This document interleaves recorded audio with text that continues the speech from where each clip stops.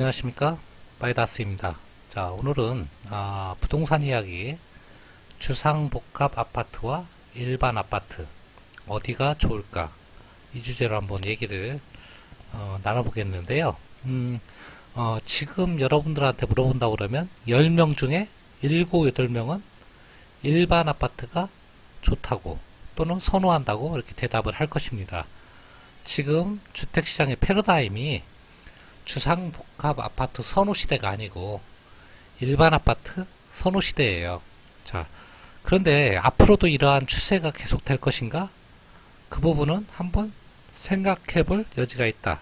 그래서 오늘 이 주제로 얘기를 나누게 됐고요.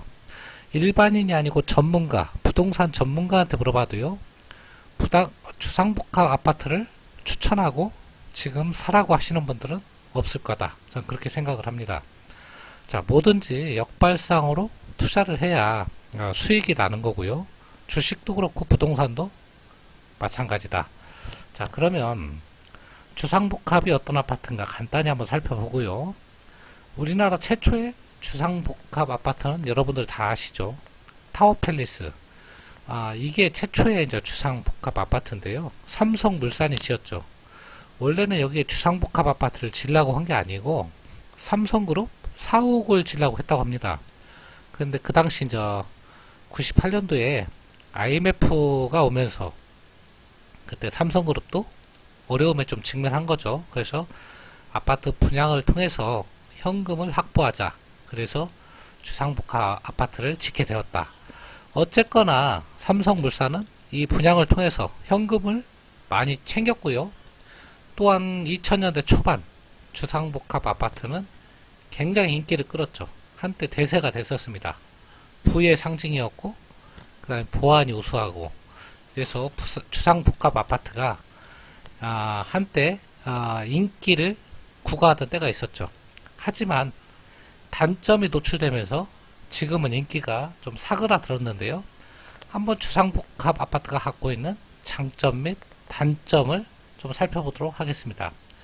먼저 장점이 있겠죠. 주상복합 아파트의 장점. 뭐니 해도 보안시설이죠.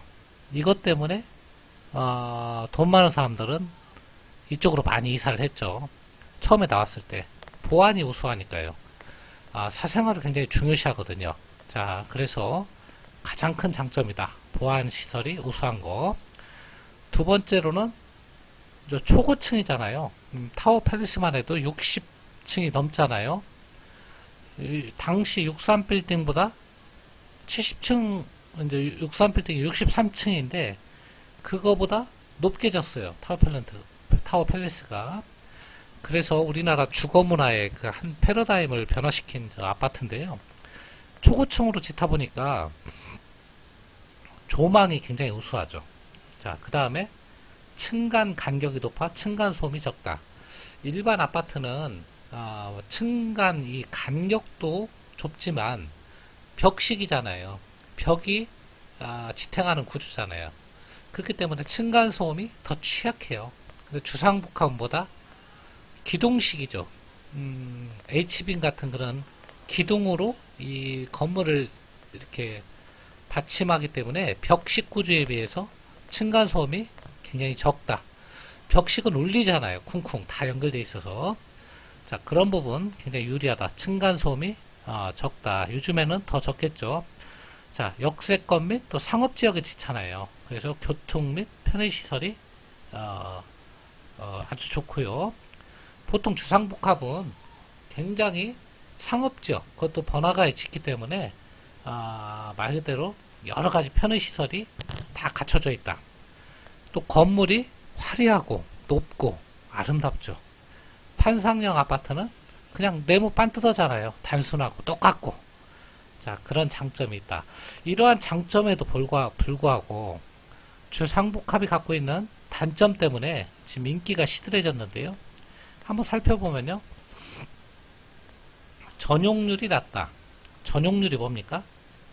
내가 만약에 20평대 아파트에 산다 그러면 실제로는 18평 이런 식으로 이제 공용 부분을 뺀 전용 부분이 낮다는 얘기예요. 그래서 상대적으로 일반 아파트는 한 80% 정도 된다. 전용률이. 근데 주상복합은 60에서 70%가 된다.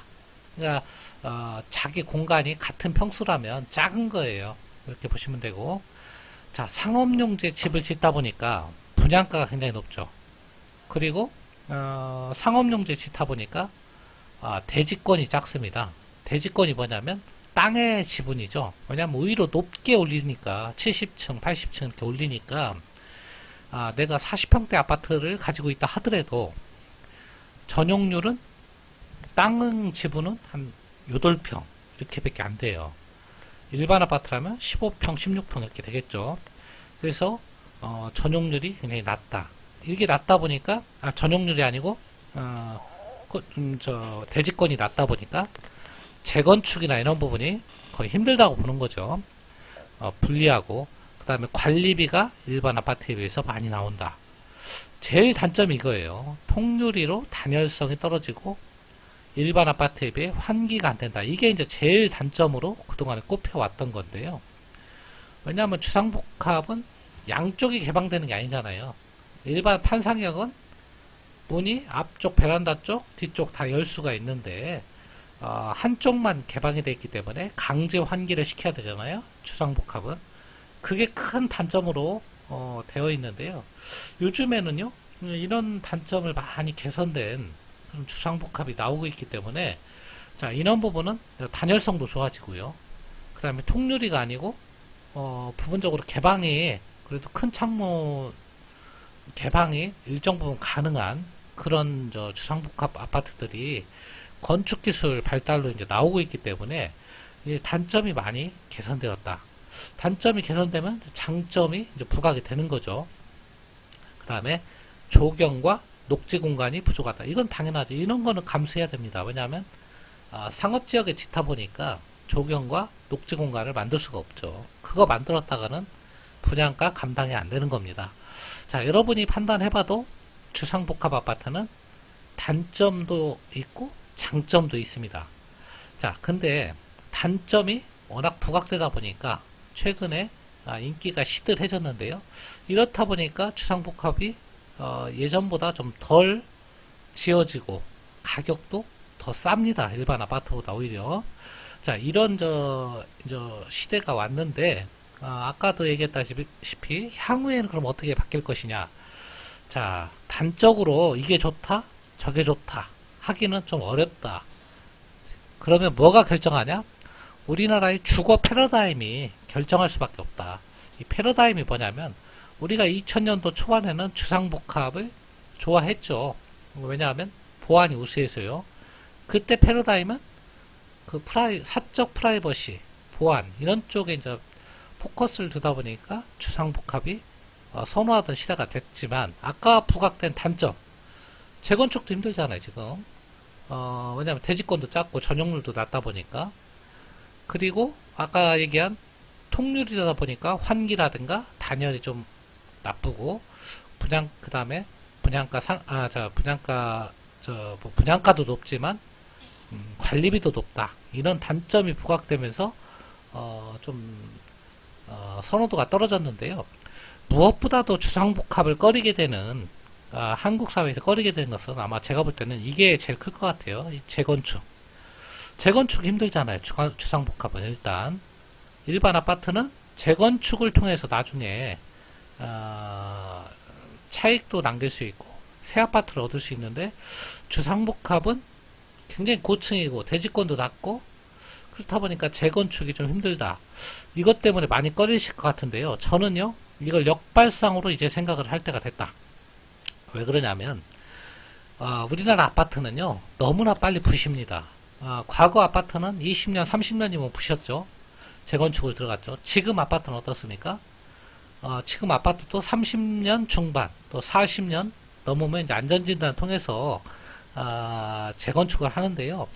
자, 콘크리트 구조물이 40년 만에 이렇게 무닌다는 것은 정말 자원 낭비고요. 환경 파괴입니다. 더군다나 과거처럼 어설프게 친 이런 건축물이 아니고 요즘같이 튼튼하게 친 콘크리트 구조물은요. 100년, 200년 써야 됩니다. 하물며 주상복합은요. 철골이에요. 철골. HB 맛이잖아요. 이렇게 강력한 철근, 콘크리트로 지은 구조물을 재건축 때문에 우리가 꺼려야 한다? 전혀 그럴 필요 없다고 봅니다.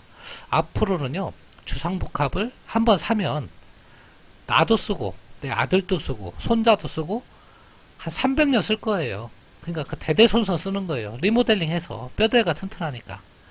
우리가 엠파이어 스테이트 빌딩이 1929년도인가에 쳤잖아요. 미국에서. 지금 100년 됐어요. 90년. 그런데 지금 엠파이어 스테이트 빌딩이 낡은 건물이라고 생각하시는 분이 있습니까? 없잖아요. 네. 1929년도면 정말 얼마나 기술이 지금에 비하면 형편없을 때입니까? 그때 지은 상업용 건축물도 지금 뉴욕 맨하탄의 상징 같은 건물이잖아요. 100년이 됐는데도. 아직도 내부만 인테리어해서 얼마든지 그 상업적 가치를 추구할 수 있는 게 요즘에 짓고 있는 건축 구조물이다. 유럽이나 뭐 프랑스, 뭐 이탈리아 이런 데 보시겠지만 옛 건물들이 굉장히 많죠. 300년, 400년 된 거. 그 아파트들도 보통 100년 된 아파트들이 많죠. 우리나라도 이제 그런 시대가 된다. 재건축을 바라고 이런 걸 꺼려할 필요는 없다. 한국 사회도 이제 한번 튼튼하게 지은 집은 100년, 200년, 300년 써야 되는 시대가 온다. 왜냐하면 철골만 튼튼하다 그러면 내부만 인테리어에서 얼마든지 새 것 같이 쓸 수 있는 거다. 그렇다고 보면 문이고 다시 지는 것보다 인테리어를 통해서 리모델링을 통해서 새 집을 얼마든지 만들 수 있기 때문에 그런 문제 때문에 주상복합을 꺼려할 필요는 없다. 그런 생각을 하고요. 만약에 일반 아파트에 비해서 주상복합이 형편없이 가격이 떨어진다.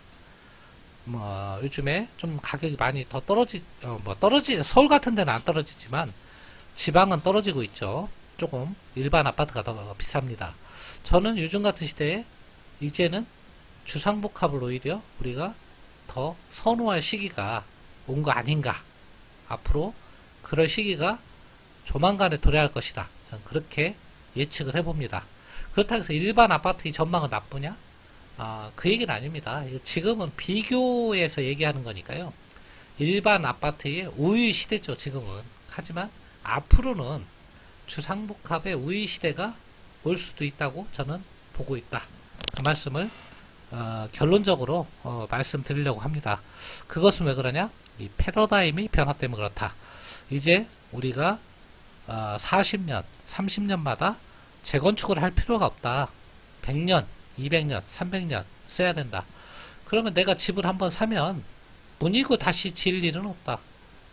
나뿐이 아니고 우리 자식, 손자도 그냥 고쳐서 쓰면 됩니다. 리모델링해서 대대손손.